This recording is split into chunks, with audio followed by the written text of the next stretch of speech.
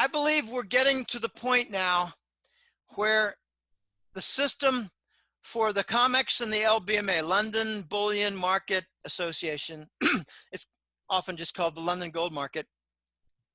I believe we're getting the whole system stretched.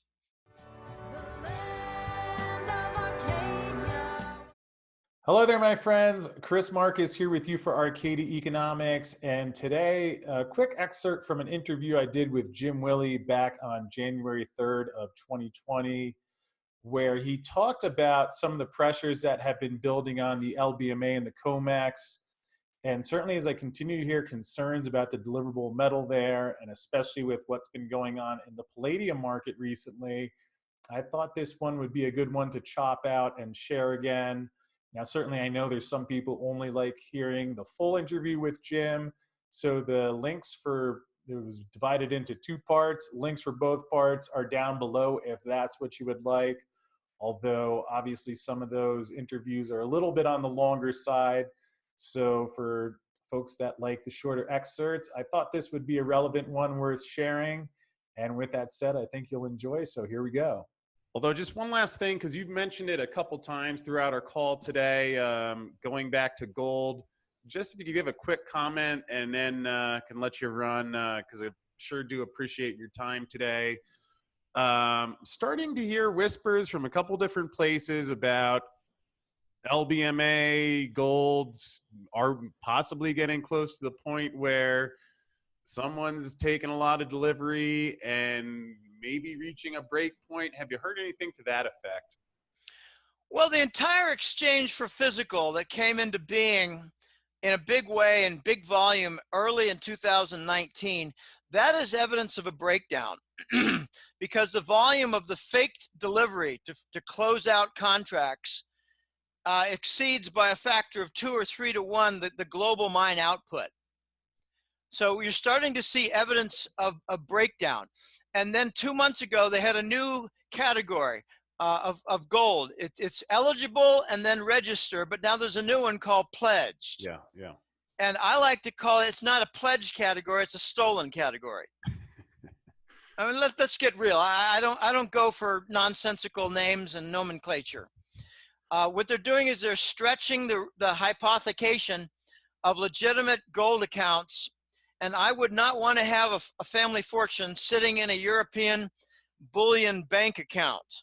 Yeah. I would much rather have it in a Zurich, London, Hong Kong, Singapore, formally bonded vault facility. Right. So I believe we're getting to the point now where the system for the Comex and the LBMA, often just called the London Gold Market, I believe we're getting the whole system stretched. There's a very important point that can be told about the last 3 or 4 months. Typically, when the gold price rises, so does the official, not the specs, but the commercial shorts in gold. The volume of the commercial shorts in gold rises with the increase in the gold price. Now, it was about, I don't know, early October, late September, right around there. We hit a nice high in gold. It was 1,750 or thereabout. Don't hold me to the exact number. When the price came down, $150 or more, the typical reaction within the futures market is that with a lowering gold price, you get a lowering of the open interest short position for the commercials. Right. And the exact opposite happened for the first time ever. As the price of gold went down, they had to continue shorting it because the buyers came in, new buyers, and I think they're Chinese with a New York front, and that New York front might be JP Morgan because JP Morgan is compromised. They lost their headquarters to a Chinese conglomerate, which opened my eyes to the fact that the Chinese now control JP Morgan. So if the gold price went down in the last 3 months and the open interest went up, we're in a situation where typically 300,000 gold contracts are at work, and now we've got more than double. It's like 770,000, which means that if we get a nice move to 1900 or 2000 in the next several months, we're likely to see some of these big financial firms get wrecked by their gold shorts.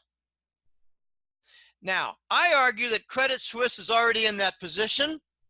I got insider scoop that I got this from Dave Morgan, that Credit Suisse is having tremendous difficulty unwinding their what do you call it? Their arbitrage trades. Yeah. They're two-sided trades. You buy this, short that. They're derivative trades. Credit Suisse is in big trouble. And we speculated that they're appealing to the Fed, and I made the point, but wait a minute, they're a Swiss bank. And then I heard from the voice, Jim, they're U.S. registry. They can be first in line at the Fed window. So when I make the point that the much higher short position to manage gold and keep it under wraps, you got to keep in mind that in the next big move up, there's going to be some big damage to the big banks. And I think we're starting to see that with Credit Suisse. It's not like I can say, well, you know, we might see it in the future. I think we're seeing it now. Yeah. So that's what I think is the big new issue. And I'm looking forward to some lawsuits for the London market having to do with usage of pledged gold, which is stolen, and falsified exchange for physical delivery, and coercion at the point of a gun, and what's the word, banishment from the London market if they don't roll it over into a cash delivery, which they then buy again for, say, the next March or June contract for gold. The law now is, this is part of what Volcker did and how Volcker really screwed up the gold market. He's given a lot of credit for managing the bond market prudently, but he was responsible for making the Comex a sell-only market. He eliminated the legitimate purchasing opportunity with gold long contracts. He just made it punitive. Keep on doing it, you'll be dismissed. You'll never be allowed to go through the doors again.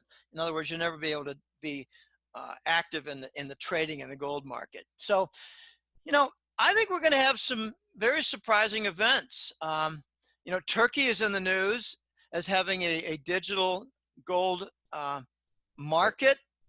It's sounding like a market, but they're not using the word market. They're talking about a trading mechanism and a trading feature, but it sounds like they're creating a market for this mechanism and feature, and it's going to be driven by blockchain so that there won't be any fraud, or at least a lot less fraud. I'm actually hearing that quantum computers can break the encryption for all the cryptocurrencies. So, you know, we're going to have some wild times here, Chris.